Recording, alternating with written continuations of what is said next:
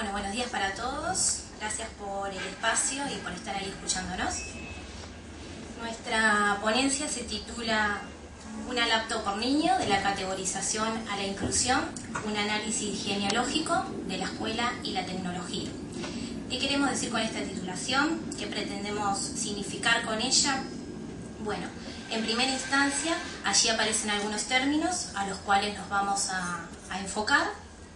Algunos de ellos podemos asociarlos fácilmente, pero tal vez puedan haber algunos otros que merezcan una fundamentación más específica. La premisa de la categorización a la inclusión implica pensar y realizar una mirada sobre el concepto escuela, desde donde concebirla y significarla de manera diferente.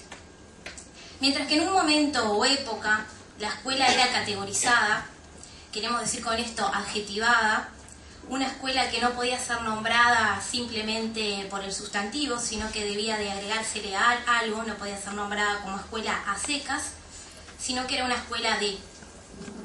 Hoy la escuela es concebida de una forma diferente, creemos. Se realiza una mirada diferente de ella. Una mirada que responde y deriva de una política educativa universal también diferente. Esta política deja de apostar por una escuela fragmentada, categorizada y adjetivada para pasar a pensarse una escuela amparada bajo un paradigma de la inclusión. Nuestra titulación prosigue enunciándose un análisis genealógico de la escuela y la tecnología. Y con ello queremos decir que nuestra postura y aporte teórico se ampara de alguna manera, o queremos sensibilizarla desde allí, bajo la teoría Foucaultiana, bajo los aportes de Michel Foucault. Más específicamente en su metodología genealógica, metodología derivada de Nietzsche. Ahora, ¿qué es la genealogía? ¿Qué es hacer un análisis genealógico de la escuela y también de la tecnología?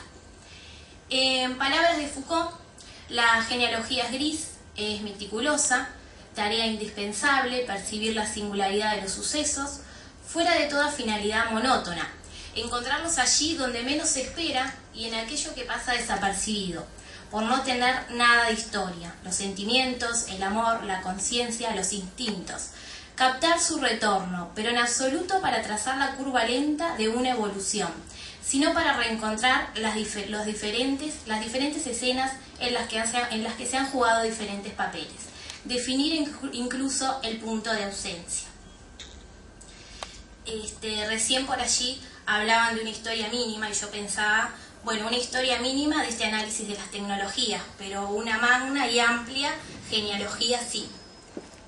Lo que nosotras tomamos de la metodología genealogista es el análisis del discurso en diferentes épocas. Ello se diferencia o se opone de alguna forma, según Foucault, a lo que es la historia, en el sentido de que no se trata de ser un proceso lineal, sino de mostrar las discontinuidades, muy diferente de pretender buscar el origen de las cosas. Buscar estas discontinuidades, según Foucault, implica entender el relativismo de la verdad, comprender las incertidumbres. La genealogía se encarga de mostrar los trasfondos que hay detrás de algo que se toma como verdadero. En esos trasfondos nos vamos a encontrar que hay mecanismos de poder, de dominación, que dan lugar en cada época a un determinado tipo de sujeto, de conocimiento y de sociedad, categoría que genealógicamente nosotras estuvimos trabajando. Un análisis genealógico de la tecnología implica asumir que a lo largo de la historia se han promovido discursos o fuerzas discursivas, tanto de la escuela como de la tecnología. La escuela nace de un discurso que la concibe como máquina de educar, siguiendo allí la tesis de Pignou, como una tecnología, pero una tecnología simbólica, si se quiere. Asociable este discurso con el concepto de biopoder, también trabajado por Foucault.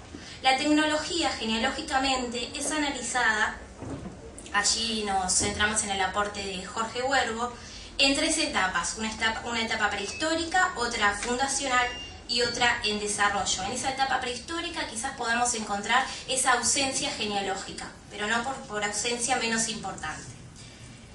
Remitiéndome a un historiador que en estos días los hemos recordado mucho por su desaparición física, Barram, que él como historiador decía que debemos hacernos la pregunta desde el presente y buscar las respuestas en el pasado.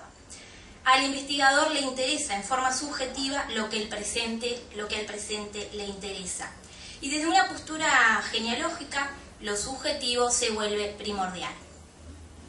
Bueno, ahora continuaremos desarrollando y profundizando en esto del análisis genealógico de la tecnología y la escuela a través de un breve recorrido de la compañera Angelina. Bueno, hola.